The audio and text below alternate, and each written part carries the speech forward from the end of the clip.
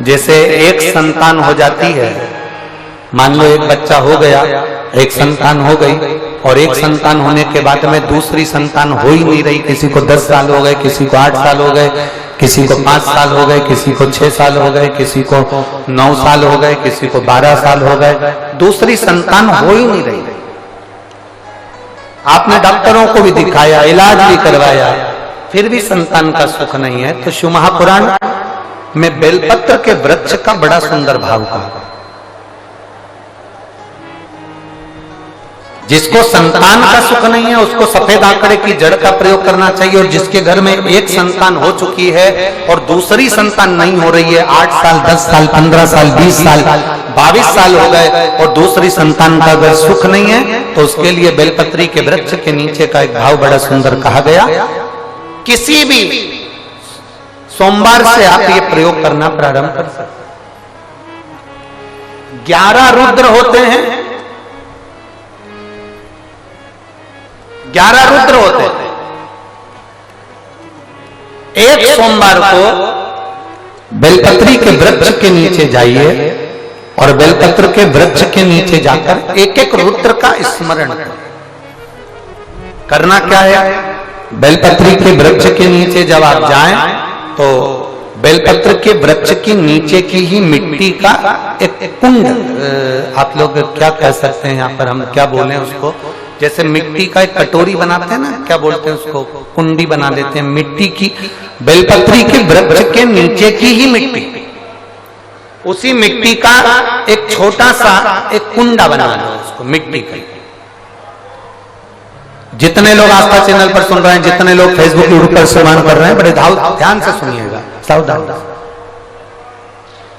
मिट्टी की कुंडी बनाई, उस कुंडी में जल समर्पित कर दिया, और जल चढ़ाने के बाद में एक घी का दिया लगाकर वहीं पर थोड़ा सा मीठा, कुछ भी जो आपके पास में हो, घर में जो भी उस समय पर आपके साथ में हो, या तो दूध घर का मीठा हो, जैसे मावे का, खोए का हो या खीर हो, तो वहीं पर एक कटोरी में थोड़ा सा रख दीजिए, और उस कुंडी में जो जल चढ़ाया गया है वहां पर उस बेलपत्री के वृक्ष के नीचे भगवान शंकर के 11 जो रुद्र हैं उसमें से एक एक रुद्र का आपको स्मरण करना। 11 रुद्र का नाम क्या है? तो पहले नंबर पर आता है कपाली, दूसरे नंबर पर आता है पिंडर, तीसरे नंबर पर आता है भीम, चौथे नंबर पर आता है विरूपाक्ष, 5वें नंबर पर आता है बिलोहित, 6ठे नंबर पर आता है शास्त्र,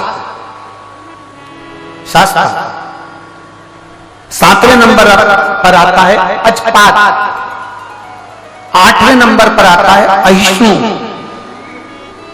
अहिष्णु, और 9वें नंबर पर आता है शंभु, 10वें नंबर पर आता है चंड, और 11वें नंबर पर आता है भव।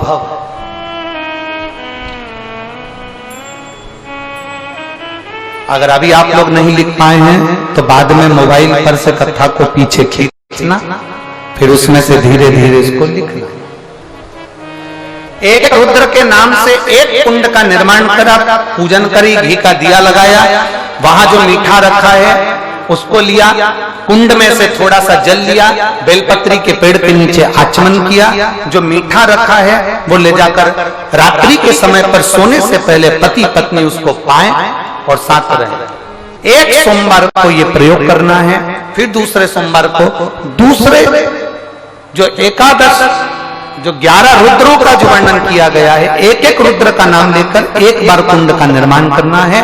दूसरे सोमवार को, जैसे एक बार आपने अगर कपाली नाम से पूजन करी, दूसरे नंबर पर पिंडरल नाम से पूजन करी, तीसरे नाम पर भीम नाम से, फिर आप विरूपाक्ष नाम से, ऐसे एक एक सोमवार करना है, 11 सोमवार। और 11 सोमवार जैसे तुम्हारे पूर्ण होंगे, भले 10 साल हो गए हों चाहे 15 साल हो गए हों, गर्भ जरूर फूलेगा और संतान की प्राप्ति जरूर।